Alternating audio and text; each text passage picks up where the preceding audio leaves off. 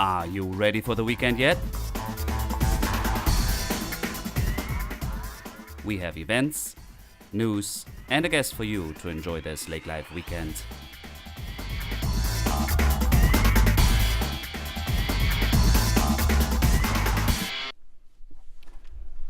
Welcome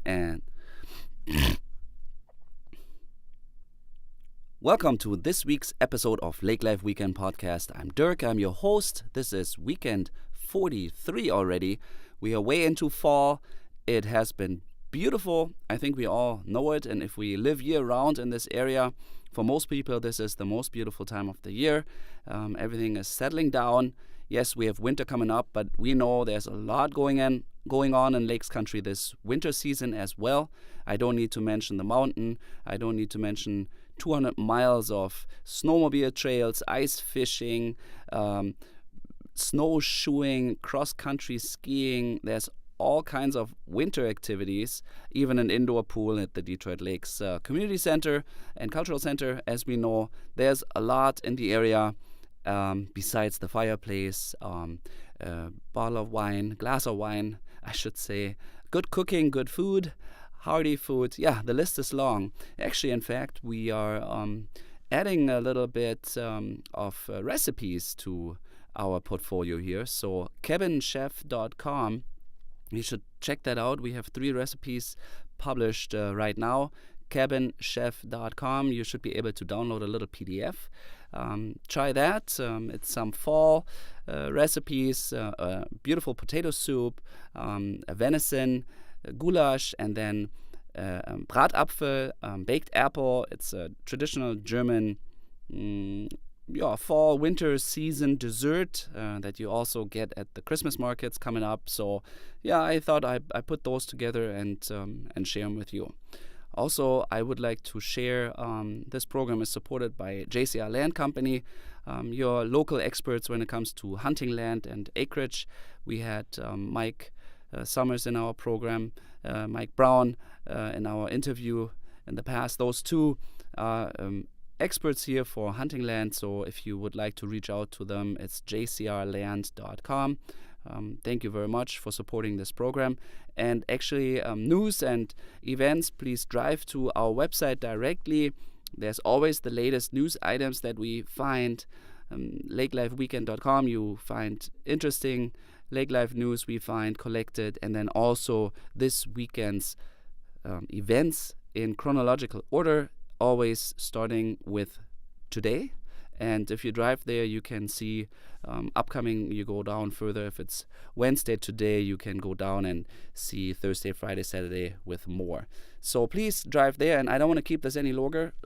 We have Brand here today for an interview about his brewery. And he is located in Perm as well. He started this pretty much 2 years ago, a little over. And he says it has been a lot of fun. They have a tremendous amount of recipes and a great following, so I won't keep this any longer from our interview with Brad about Disgruntled Brewery from Perm. Enjoy and have a wonderful weekend. Thank you for tuning in. Hello and welcome to our interview part. I'm here with Brad Doebbeling from Disgruntled Brewing Company in Perm, and before we speak beer and brewing, welcome, Brad. Hey, thanks for having me. Yeah, tell us a little bit about Brad. Who are you? Where are you from? I'm from Verndale, which is about 5-6 towns to the east of here, of Perm. I grew up over there. Now me and my wife and kids live in Wadena. We opened Disgruntled Brewing, about 21 months ago. We've just been having a blast.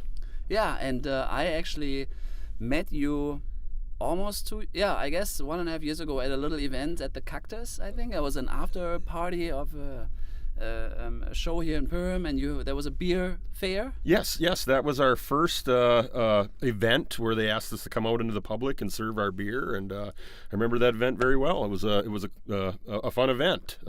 Yeah, and that's where I met you, and I followed a little bit your location, your brewing facility, and the tap room, and you have a beer garden. But before we tap into that. Yep. Tell us about the history of Disgruntled or your brewing. So you started 10 years ago already? Well, actually, it's about 7 years ago. My mother, to get me into new hobbies, bought me a Mr. Beer kit from the Herberger's Mall in Brainerd Baxter. No kidding. She bought it as a gift. It sat in my cupboard for a couple months, and one Saturday I was bored, pulled it out, absolutely and fell in love with the hobby. A couple weeks later, I was buying used kegs off of Craigslist, cutting the holes in the top of them, welding in hot water heater elements, creating my own all-grain brewing equipment. Just fell in love with it. I absolutely best thing that happened to me. Your mom bought you a kit Yes. for a hobby? Yes. Oh, definitely. I did not know that. That's fascinating. Yes. And then you built your first equipment modifying kegs? Yes. Really? Yes. I actually, that was if right next to brewing beer, building the equipment and the process it fascinates me just as much. So yes. I'm from Germany. Okay. And brewing and a beer is a highly called product. We just mentioned the purity law, das Reinheitsgebot. I think it's 1789 or whenever that law was made in place in Bavaria. So we're very particular, and there's actually a college degree in Bavaria, one of the few where we can study brewing engineering. I don't know how that brewing it's kind of like going to cooking school or something. Oh yeah, there's schools all over the world, but some of the most sought after to get in are in Germany. So yes. And so I always thought it's an art, of course. But like, what happened in the past decade? Was it 10, 15 years ago that the traditional brewing became this craft brewing? It's not that old of a new trend. No, I would say even longer than that. I don't know an exact date, but you have breweries like Sierra Nevada, Sam Adams. I mean, they've been around 30, 40 years bringing craft beer, which wouldn't necessarily hold its candle to the German purity law. America, I believe, kind of revolutionized the craft beer scene, doing weird, crazy things, alternative fermentations, adding ingredients that would be otherwise frowned upon in Germany to create a unique taste, flavor. Yes. So in Minnesota, how many small breweries do we have? Oh, last time I looked, I believe we're up around 140. I might be a little give or take here or there, but about 140. We were the 97th, I believe, and we opened February 6th of 2016, Super Bowl Sunday, I believe so. So significant growth of 50% in the past 2 years. Yes, they average about 2 are opening a day in the U.S. every day. So it's what they're averaging right now. A tap room or a brewery? Both. Or yes, a production brewery or brew pub, microbrewery. So 2 a day. Yes. Is it really a booming industry? Like yes, I believe it's the best way to explain it is. The industry has changed. It's not so much when I was in high school, it was, you go get your 30-pack or your 24-pack or whatever, and you drank only to get drunk. Now it's kind of approaching the same as how wine would be recognized, more of a social gathering type thing, where you can have 1 or 2 or 3, and it's not necessarily your main objective is to get drunk, It's about the taste. Yes, it's about the taste. It's interesting because I was a foreign exchange student 20 years ago, and I experienced in Barnesville High in Germany we could already drink, and we drank more for like 16 we can drink, and we get this all past us with 16. So with 17 we know how a hangover feels, and then we don't really do it anymore. But yeah, I was shocked of the behavior. So we kind of more consumed on a social agenda, and interesting. So it is transforming. Yeah, definitely. I mean, you're seeing, whereas like I said, in the past you would go and people would buy in bulk and it was all about the price. Whereas now people aren't scared to go out and pay $10 a pint or even higher, or wait in line all night for a special bottle release. I mean, yes, I definitely believe the industry is changing. And the consumer behavior. Yes. I think that's fascinating. That's interesting. So you started brewing out of a kit 7 years ago. and then you modified. Tell us more. So you grew the operation? Oh, definitely. I started with this first kit, made the worst India Pale Ale anybody's ever tasted. Then I built this all grain system. There's many steps to brewing. There's extract, where the grains are basically put into a jug. Your sugars are pre-boiled down, and you basically just heat it up and add the hops and the yeast. Then you can get a little farther into your mini mash brewing, partial extract, where you're doing part conversion of grains, and then also you have your jug full of extract. And then the most advanced step would be called all grain brewing, where you're actually taking the barley or malted barley, cracking it, soaking it in hot water to extract your fermentable and non-fermentable sugars, and then running it, boiling it, adding hops, and then fermenting it out, and then packaging it. So it's quite the process. I basically jumped after one batch of extract brewing right to all grain. I wasted a lot of money and a lot of time perfecting, learning the ingredients. A lot of batches seen my lawn. Got dumped into the lawn. I got given a lot of grief for that. Why are you wasting that beer? If it wasn't right, I brewed it again. So I've So a learning by doing process. Yes. You never went to school? No, I never went to school. I never interned at another brewery. I learned all from trial and error and Googling my answers. It was in any kind of questionnaire website I could be in, asking questions, looking at other people's responses, forming my own opinions. A lot of trial and error. And how many people gave you feedback? Were you serving just friends and family? At first it was, it's kind of funny. My partners now, their sister works at the brewery, but she's not so much involved. First time I brought my home brew over there, she made the puckering face. Oh, that tastes like a raspberry cough drop, and it was supposed to be a raspberry wheat beer. I had some mixed reactions at first. I'm not going to lie, I didn't really know what I was doing. But I just kept with it. The beer gradually started getting better. I started gradually understanding more of the process. And then before you know it, I was to the point where I started winning homebrew competitions. And then I met my partners now that basically approached me and said, are you interested in doing this for a living? And I thought it only took me about 2 seconds to say, yeah, I would love to do this. I was a sheetrock taper for 12 years before this, kind of starting at the bottom, working my way up to owning my own taping company, and then this came along. So you're doing this full time? Yes, more than full time. It's it's about 90 hours a week, but I absolutely love it. And the tap room is located in Perham. Yes. And you have a beer garden, and you seat 40 people in there? Yeah, in the inside we seat about 40 people, 42 people, and then on our patio we have room for give or take another 50. Okay. So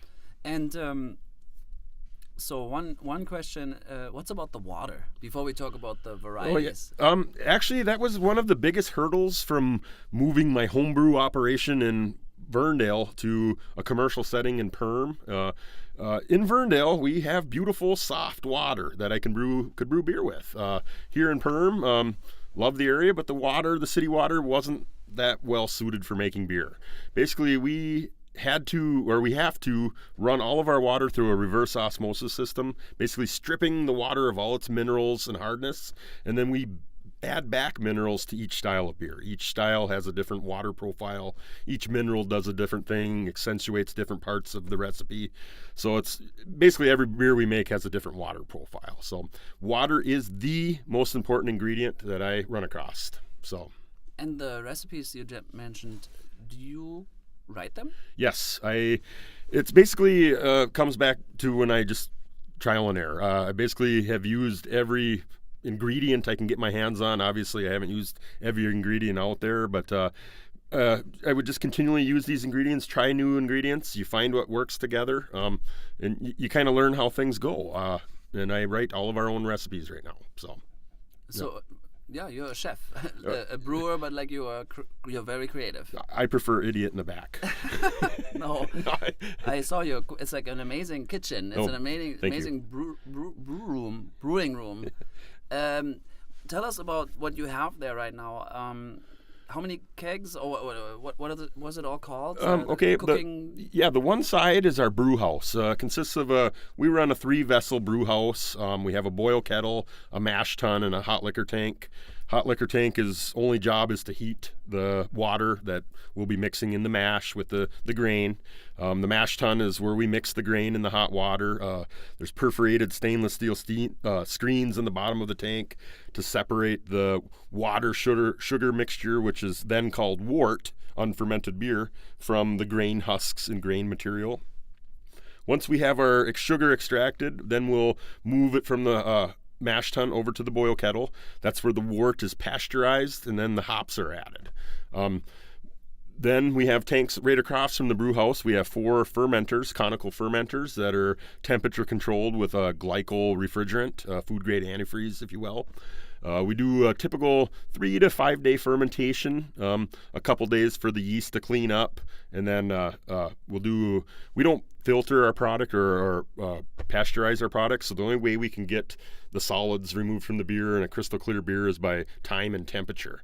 So basically with this glycol refrigerant, we drop the temperature in the tanks, thus creating all the yeast, tube, and hop material to sink to the bottom, and then we can suck off from a higher valve and pull clean, clear beer. The last tanks we have are the bright beer or conditioning tanks. That's where the beer is carbonated and then packaged out of. Right now we're packaging into half barrel and 6-barrel kegs, and then occasionally we do bourbon barrel bottle releases where we'll have a 25.4 ounce bottle that will wax the top and do special releases of our special beers. And then we also offer 750 milliliter crowler cans for off sale consumption or purchase at our tap room.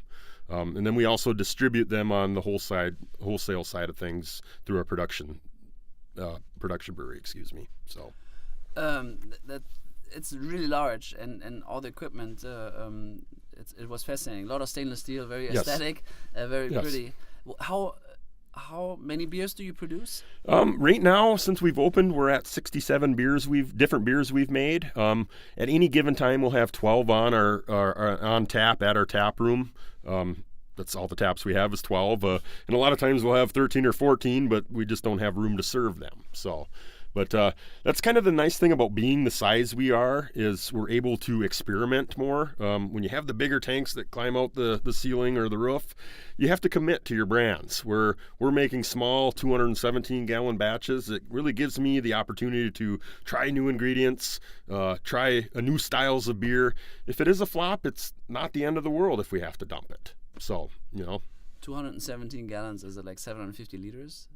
Why is it 217 gallons? That's the size. Basically, brew houses or brewing equipment usually are sized according to barrels. The equivalent of barrel is 31 gallons. So we run a 7-barrel system, so 7 times 31 is 217 gallons. Oh. So, and just because the system is that doesn't mean that we yield that for every beer. Every beer has different yields. The hoppy beers where we're adding 42 pounds of hops during the dry hop process, obviously we lose a lot of beer.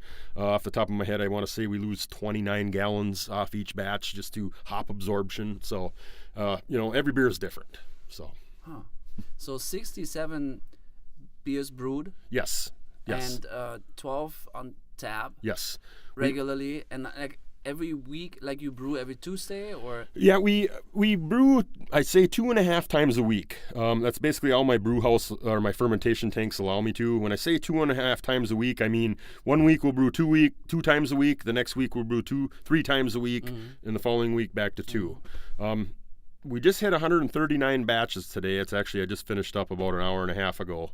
So I mean, there's some weeks where we'll brew 1 batch. It's just 139 batches since we've opened. Yes.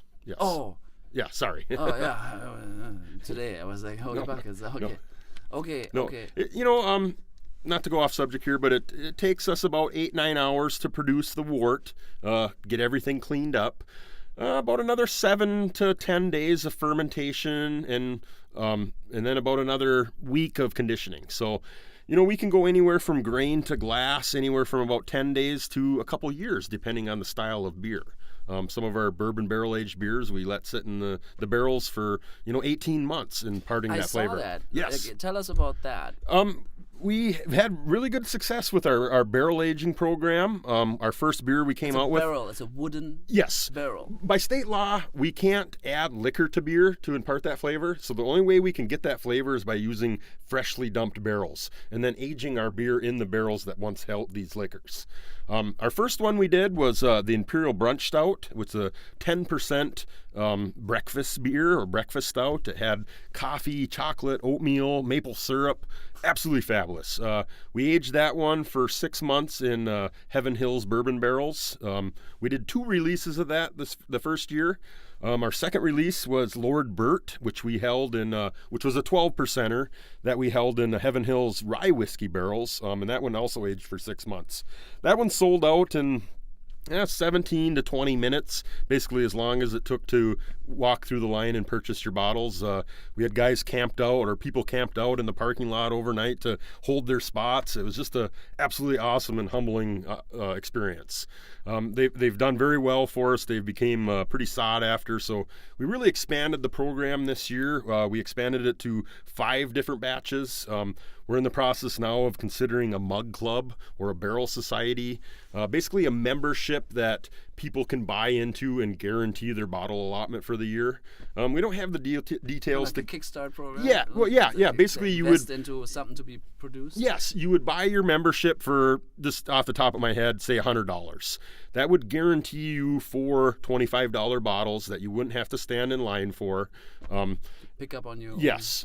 And we'd probably do some kind of a lottery system where you entered your email and random emails were picked to fill our 100 spots. We're just toying around with the idea. I mean, it's a really heart-wrenching deal when somebody drives multiple hours to come to your bottle release or beer release and then they don't get your beer. It really bothers me. I want everybody that really wants to have the beer to be able to get it, and unfortunately that doesn't happen every time. So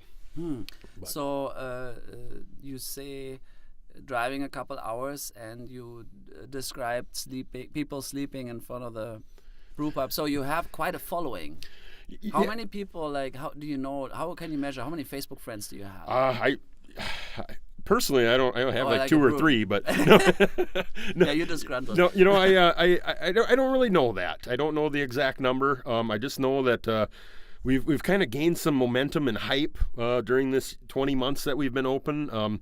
As I was telling you before we turned on the tape here, you come in on the tap room on a Saturday morning, you're going to see people probably from Bismarck, Duluth, Rochester, the Twin Cities, and no locals until later in the evening. I mean, we're really drawing, people are driving. We've almost become a mini destination, which is just absolutely awesome. I never even imagined in my wildest dreams and they found Perm. Yes, that they would want to come to where Brett Doebeling's mixing barley grain, hops, and yeast. So, and how did they hear about you? Just basically word of mouth. We started doing these beer events. The Minnesota Brewers Guild offers 4 events a year or 3 events where people buy tickets. They have 130 breweries. We go give samples away.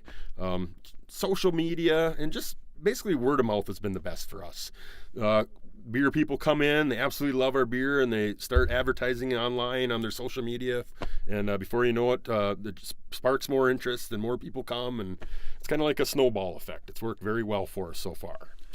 And where do you get Disgruntled products? You can obviously come to the tap room. You can drink it there, and then you can take bottles with, and you said distribution, so yes, where is it available for sale? Okay, so this is kind of a hard question. I actually run our distribution, but I'm accounts change, and then I say where it's at someplace and it's not because it sells out so quick. But yes, we have an on-site tap room where you can come in and have pints and flights or half pints, sample all the beer.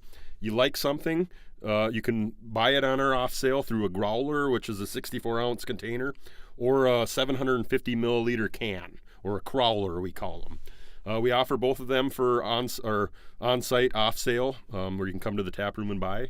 And then as far as distribution, last time I counted, we were at 34 accounts, I believe, ranging from East Grand Forks to Moorhead, all throughout the immediate area, Perm, Dent, Otter Tail, all the way to Park Rapids, and then multiple accounts in the Twin Cities. Same with the cans. We have a couple accounts picked out throughout the whole state that we make sure we have cans at. A majority of them are in the Twin Cities, though. So. And they sell out. Yes, last Thursday I just took on 5 new accounts to sell cans, and 7. We delivered to 7 accounts, and 5 of them Monday morning had emailed me to re-up that they had done very well over the weekend and were sold out or almost sold out. So it's been just awesome. I mean, to have a cooler full of beer and then to, wondering if you're going to be able to sell it, and then for it to just fly and you can't even keep it in stock. It's great for business. It's bad for me trying to organize it all. So. Do you? I mean, a chef never shares their secret. But is there do you feel there's like a magic to your brew? Is there a secret that you say, hey, it's quality, and yes, it's that way because you're not going to share it, but what is it? Attention to detail. Okay. Every aspect, from the water to the cleanliness to, sourcing ingredients, we take the utmost time and pride. That's my biggest goal in this whole thing, is just to continually get better every batch. To continually learn. I love to learn. And to try to outdo myself, to clean the tank better before we start lautering or boiling, to find higher quality hops, and once you open the bag, to find a way to store them better so that they don't oxidize and lose their aroma and alpha acids and flavors. So, I mean, we're constantly working on every aspect of our process to try to make it better. So, it has been successful. Yeah, thank you. Thank you. Yeah. What's your favorite flavor, or what is your best seller? What taste? Tell us a little bit. We're kind of known at first. I call them the fluff beers. It's basically the real easy to brew stuff. Your blonde, amers, brown ales, simple stouts. I think them are more of the locals' favorites, or they were to begin with. And now we're seeing this change. We've kind of introduced some new styles. It's called the Northeast Style IPA, which is more new to this area than your typical West Coast IPAs. Your West Coast IPAs are a lot more bitter, stringent, clear, whereas ours, the Northeast Style, are hazy. They look like reminiscent of orange juice. And then it's not so bitter, but flavorful and aroma. We add most of our hops in these beers at the end of the process, which takes down on the bitterness. So that's a huge misconception of people that, I don't like hoppy beers. They think hoppy beers are bitter. No, they don't necessarily have to be bitter. There's a lot of enjoyable hops out there. My favorite style is the hoppy beers. I love the hoppy beers, and then I love the barrel-aged beers. Kind of depending on the season. If I've been working outside all day, I love a lawnmower beer, a light pilsner, or a blonde ale. An everyday drinker would be an IPA, and a cold winter night sipper would be a barrel-aged Russian Imperial Stout. So.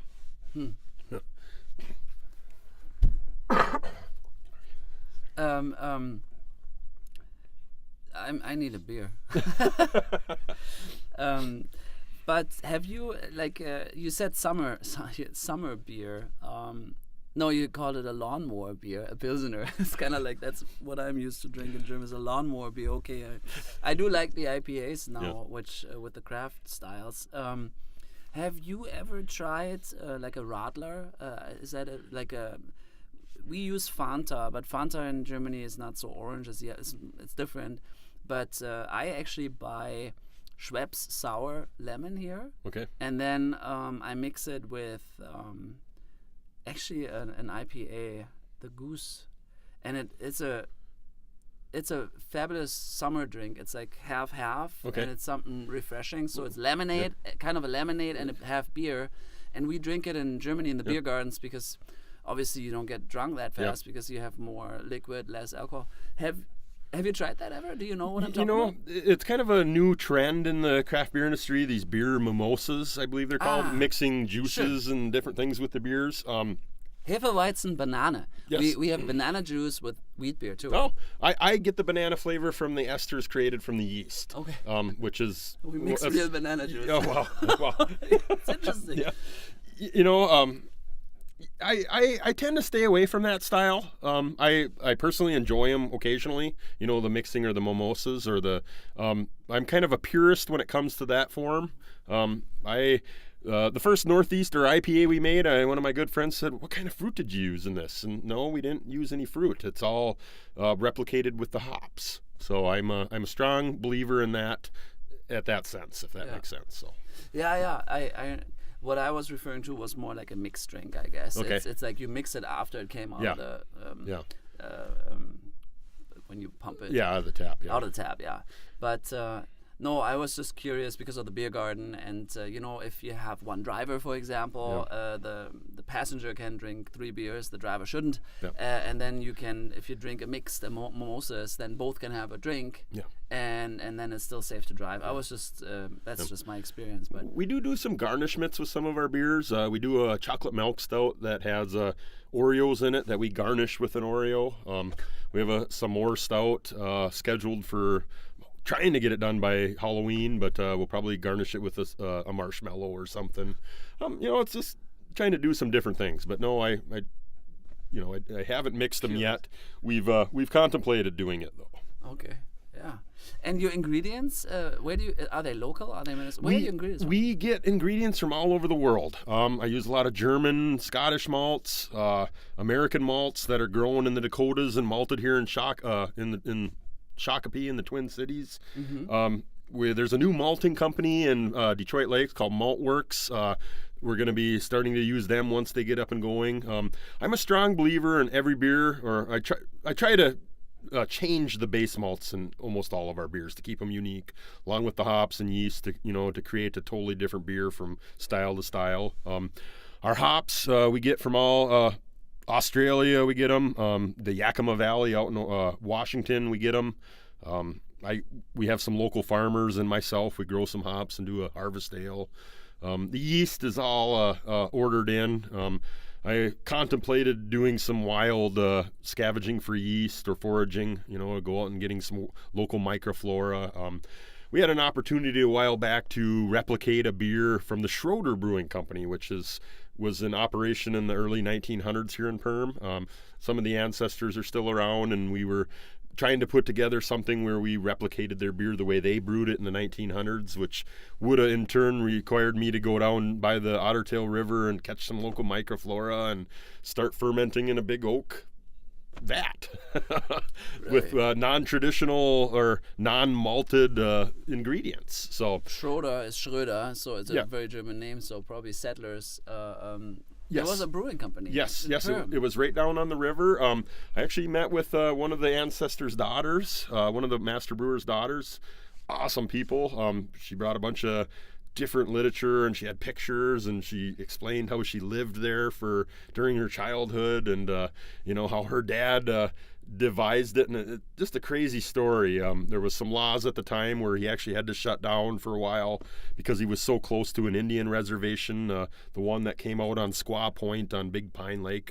Correct me if I'm wrong. So, and after this had happened after 4 or 5 years of construction, they devised ways in the 1900s to get water up to their breweries, and they had fires that they used to heat and their processing. And fascinating. Oh, very fascinating. So it was pretty cool to meet with her, and it's not totally out the window. We might try again or do something in the future. I hope we can anyway. I'd really like to, even if it's a fail, just at least to try it. So yeah.